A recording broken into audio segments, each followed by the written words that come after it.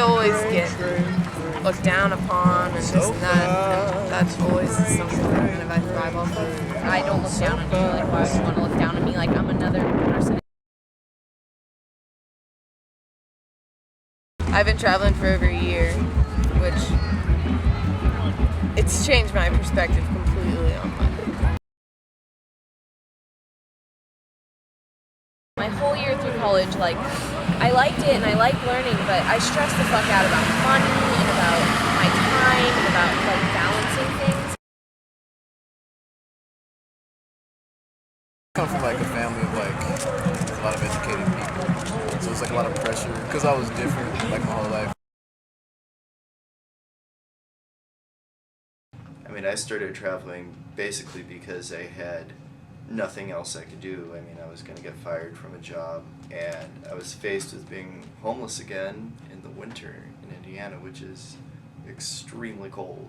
Not having a sustainable job, not being able to afford rent, so it's like, well, you know, you cut your expenses a lot by traveling. The only thing you really have to worry about is making sure you have a sleeping bag, a pack, and food.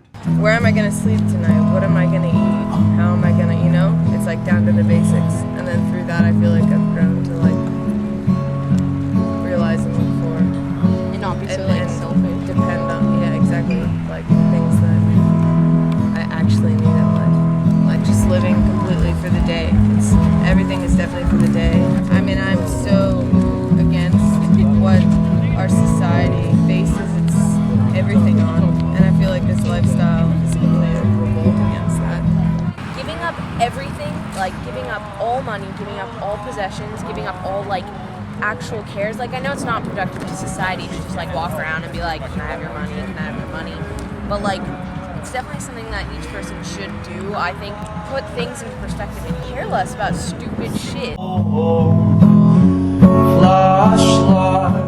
Your expectation is you go to elementary school so you can go to middle school, you go to middle school so you can go to high school, you go to high school so you can go to college, you go to college so you go to graduate school, then you go to graduate school so you can get a high-paying job, and then you get a high-paying job or any kind of jobs or career rather, so that you can retire, so that you can die. No, this is not a real way to live, because people don't know whether it's going to be worth going to college and trying to attain a high-paying job or anything like that.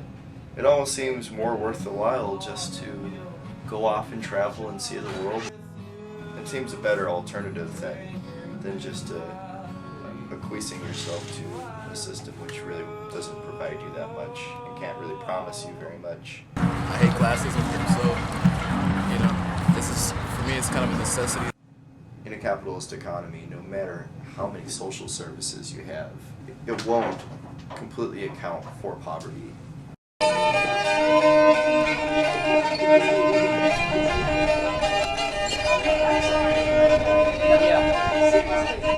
I've noticed that it's been a lot harder for me to make lots and lots of money, live as comfortably as I used to.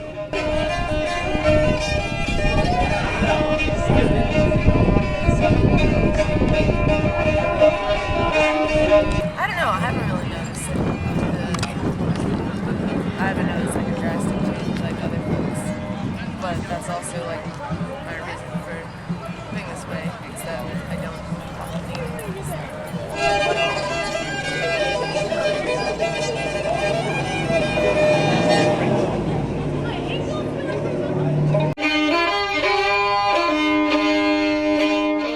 The common ideological thread that exists between most groups of traveler kids is, for the most part, a sort of anarchistic one. Nice, graduating.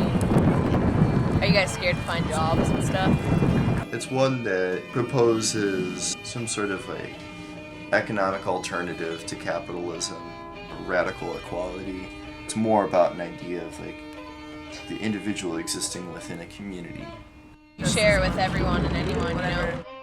You have a job and, like, you know, have access to, like, luxuries and privilege when I know that it's at a cost to other people.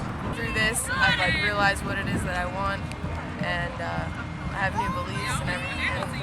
all that good stuff. So now I'm like ready to settle down and be more productive and live through what it is that I do. I don't think it's particularly healthy to stay traveling forever. It's not the lifestyle by any means, it's the mind frame and what you believe. We got flashlighted on these grainers and we all ended up getting off and like hiding in the bushes and they're spotlighted like crossing rivers, like over trees and hiding in cornfields and dodging like farmers.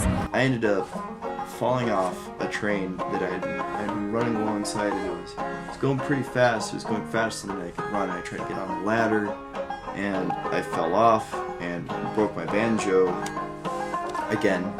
Either like give you a ticket or they like throw you in jail. And, like, are you like really actually that frightened of jail? In a sense, is it worth it? We're looking for an open box car. We're looking for a grainer that has a hole. We're looking and a porch. We're looking for something that we can get in. Kel was trying to throw her stuff in when the train took off again. We had to pull her up by her arms, including all her stuff, and we got into the front end of the boxcar so that we wouldn't get soaked. And we all got down into our underwear and got in our sleeping bags and tried to stay warm. A few weeks before, there was this whole incident where like a few traveling kids had been beaten to death and thrown into a gutter, and there was a sign that said, "Any of your type that come around will kill." Worse is like you're by yourself and like you just feel so alone. You'll only be making enough money to do this while you're young. I gotta do this. I gotta do this. Yeah, I'm from Richmond. It works. When you're old and ugly, no one's going to want to help you out, really. The thing is, you can develop yourself in other ways other than having a job.